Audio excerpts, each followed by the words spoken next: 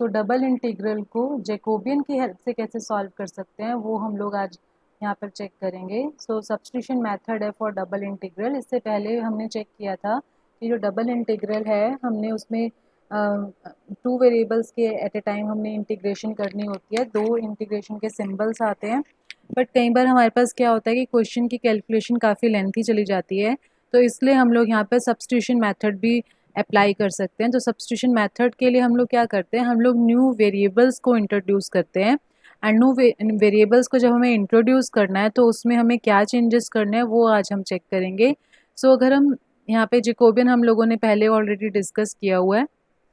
सो अगर हम लोग न्यू जो वेरिएबल्स हैं, सपोज वो यू एंड वी हैं, और जो ओल्ड वेरिएबल्स हैं मीन्स जो हमें क्वेश्चन में गिवन है अगर वो एक्स वाई है, तो अगर हम एक्स वाई से यू वी पे शिफ्ट कर रहे हैं तो हमें डी एक्स डी वाई को रिप्लेस करना है by d u d v. अब डी यू डी वी तो आएगा ही क्योंकि हमने एक्स वाई को यू वी से रिप्लेस किया है, लेकिन साथ में हमें जैकोबियन भी मल्टीप्लाई करना पड़ेगा। जैकोबियन जो है वो हमने किसका लेना है, हमने ओल्ड वेरिएबल्स का with respect to new variables जो है जैकोबियन लेना है। मतलब एक्स वाई हमारे पहले थे क्वेश्चन में, एक्स वाई को हमने रिप्लेस किया बाय यू वी, तो हमें एक्स वाई का जैकोबियन लेना है with respect to u v. तो वो हमारे पास क्या हो जाएगा, जैकोबियन होगा, जो कि हमारा डी यू डी वी के साथ मल्टीप्लाई होगा। जैसे कि हम एग्जाम्पल चेक करते हैं, फिफ्थ एग्जाम्पल। ये एग्जाम्पल जो है वो पहले वाला जो मेथड मैंने एक्सप्लेन किया हुआ है उससे भी हो जाएगा, बट आज हम इस क्वेश्चन को जैकोबियन मेथड से करेंगे तो कहीं ना कहीं कैलकुलेशंस जो है वो बहुत कम हो जाएंगे इसमें, कैलकुलेशन वर्क। तो यहाँ पर हमें देखो डबल इंटीग्रल गिवन है, रीजन हमें गिवन है, रीजन है हमारा interior of the circle equal to 1 given है। तो सर्कल का इंटीरियर मीन सर्कल की बाउंड्री हमें गिवन है इक्वल टू 2 पाई बाय 9 हमें प्रूव करना है। So interior of the circle के लिए हमें यानी ये कंडीशन लगानी पड़ेगी, क्योंकि इक्वल टू का मतलब तो बाउंड्री होती है, तो लेस देन इक्वल टू 1 लिख दिया मैंने इसलिए ताकि इंटीरियर बन जाए सर्कल का। सो सर्कल की जो अगर हम चेक करें, सर्कल की जो पोलर फॉर्म होती है x is equal to are cos theta, y is equal to are sine theta. ये जो सब्स्टिट्यूशन है ये हर क्वेश्चन में अलग अलग होगी, जैसा मैं अभी एक्सप्लेन करूंगी। हमने इसकी स्केयरिंग और एडिंग करी, ये आगे हेल्प हो जाएगी इससे हमारी जब हम सॉल्व करेंगे कैलकुलेशंस के लिए। अब हमने देखो एक्स वाई पुराने वेरिएबल्स से जो क्वेश्चन में गिवन थे, हमने उन्हें न्यू वेरिएबल्स में कन्वर्ट किया जो आर एंड थीटा है, राइट। तो एक्स वाई को हम लोगों ने आर थीटा में कन्वर्ट किया है, तो हमें जैकोबियन जो लेना है एक्स वाई का with respect to are theta लेना है। सो ओल्ड वेरिएबल्स का Jacobian with respect to new variables, तो वो हम लोगों ने जैकोबियन लिया।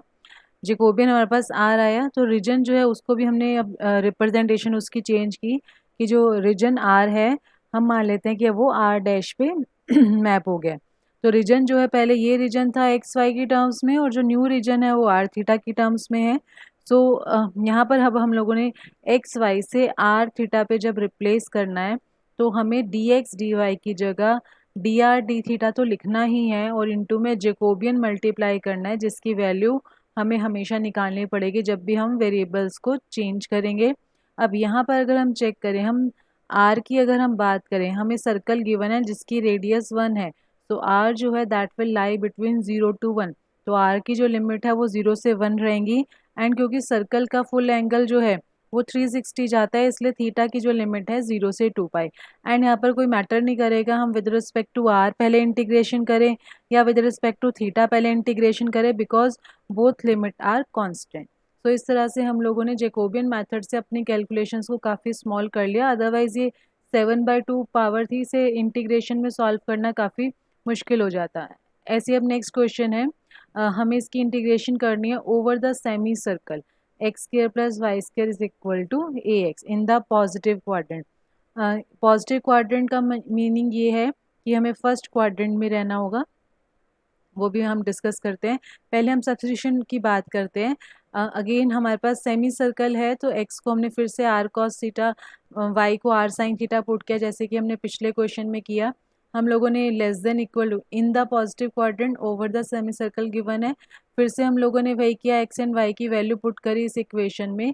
तो यहाँ से आर पिछली बार x square plus y square is equal to 1 था, यानी आर की वैल्यू 1 थी। यहाँ पर आर की जो वैल्यू है वो less than equal to a cos theta आएगी। तो आर की जो लिमिट है वो ऑब्वियसली रेडियस जो है वो 0 से तो बड़ा ही होता है, तो आर की जो वैल्यू है वो 0 से a cos थीटा, एंड क्योंकि मुझे पॉजिटिव क्वाड्रेंट गिवन है इसलिए थीटा जो है वो हमारा 0 से π/2 तक रहेगा। अब यहाँ पर हमें थोड़ा सा ही ध्यान देना है कि यहाँ पर थीटा की जो लिमिट है वो तो कांस्टेंट है, लेकिन जो आर की लिमिट है वो कांस्टेंट नहीं है, वो वेरी कर रही है।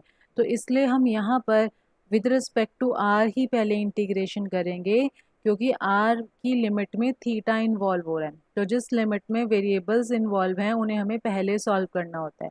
तो यहाँ पे हमें डी आर को ही पहले लिखना है, फिर डी थीटा को लेना है। जेकोबियन साथ में वही होगा, जेकोबियन पिछली बार पिछले क्वेश्चन में निकाला था, यहाँ पे सॉल्व नहीं करा, बट हमें क्वेश्चन में सॉल्व करके दिखाना है। तो जेकोबियन को आर हमने यहाँ पे पुट किया, आर की लिमिट जो है वो 0 से a cos theta, with respect to r पहले इंटीग्रेशन करनी है, जो आंसर आएगा फिर उसकी with respect to theta integration करनी है to get our final answer. Next जो क्वेश्चन है, evaluate this over the positive quadrant. Again the word is positive quadrant, इस पर भी हमने फोकस करना है बाद में। अब हमें एलिप्स गिवन है, पिछले दोनों क्वेश्चन में सर्कल था या सेमी सर्कल था, पर अब की बार हमें एलिप्स गिवन है। तो एलिप्स के लिए भी हमें चेक करना है कि हम क्या सब्स्टिट्यूशन कर सकते हैं। तो यहाँ पर हमें पहले क्या किया, हमने x को a u और y को b इंटू वी, यहाँ पर ये मिस्टेक है, यहाँ पर b इंटू वी आना चाहिए, y को हमने b इंटू वी पुट किया। तो अगर हम यहाँ पे इलिप्स की इक्वेशन में पुट करेंगे, that will be u square plus v square is equal to 1। Means ellipse हमें गिवन था क्वेश्चन में, जो रीजन था हमने बाय दिस सब्स्टिट्यूशन इसे सर्कल पे कन्वर्ट कर लिया। तो नेक्स्ट जो रीजन है हमने उसे r डैश से रिप्रेजेंट किया, u square plus v square less than equal to 1। क्योंकि हम लोग चेंज ऑफ वेरिएबल कर रहे हैं, एक्स वाई से यू वी पे जा रहे हैं, तो हमें जेकोबियन भी निकालना है। ओल्ड वेरिएबल्स का with respect to new variables हमने जेकोबियन निकाला, हमने यहाँ पे इसे सब्स्टिट्यूट किया। सो दिस वन, यहाँ पर हमारे पास फर्स्ट इक्वेशन आ गई। अब अभी भी हमारे पास थोड़ी सी कॉम्प्लिकेशंस है, तो यहाँ पर हम दो बार ट्रांसफॉर्मेशंस करेंगे। पहले हमने इलिप्स से कन्वर्ट किया सर्कल पे, और अब हम जैसे पिछले क्वेश्चन में करके आए हैं, अभी हमने सर्कल से आगे कन्वर्ट करना है। तो इसलिए हमने u की value r cos theta put की, यहाँ पर v की वैल्यू r sin थीटा। तो अगेन फिर से हम चेंज ऑफ वेरिएबल कर रहे हैं, फिर से जेकोबियन निकलेगा, अब की बार u v का with respect to r and theta Jacobian निकलेगा, जो कि आंसर हमारा r आएगा। रीजन की अब हम बात करें, फाइनली r जो है वो 0 से 1 तक वैल्यू ले रहा है, because u square plus v square less than equal to 1 था। और हमारे पास जो थीटा है, क्योंकि हमें क्वेश्चन में पॉजिटिव क्वाड्रेंट गिवन है, इसलिए थीटा की जो वैल्यू है वो 0 से 90 होगी। तो फिर से हमारे पास जेकोबियन आएगा।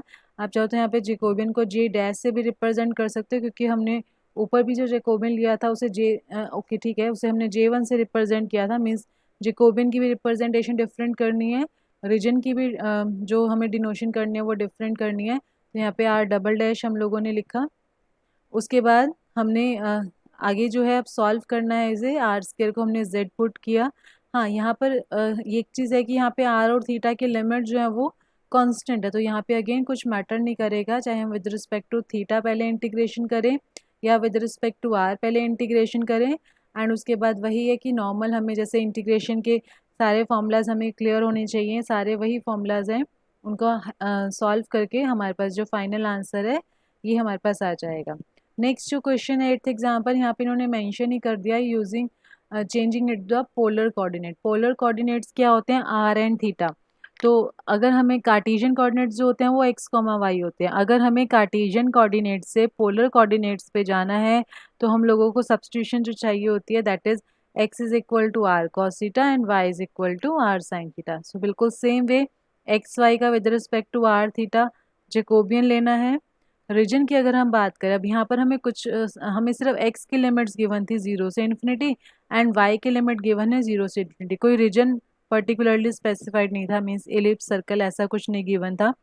अब जो न्यू रीजन होगा, अब हमें उसके लिए चेक करना है, आर स्क्र जो है वो x square plus y square है, तो अगर एक्स वाई दोनों इन्फिनिटी जाएंगे तो रेडियस भी इन्फिनिटी जाएगी, यानी आर जो है वो इन्फिनिटी जाएगा।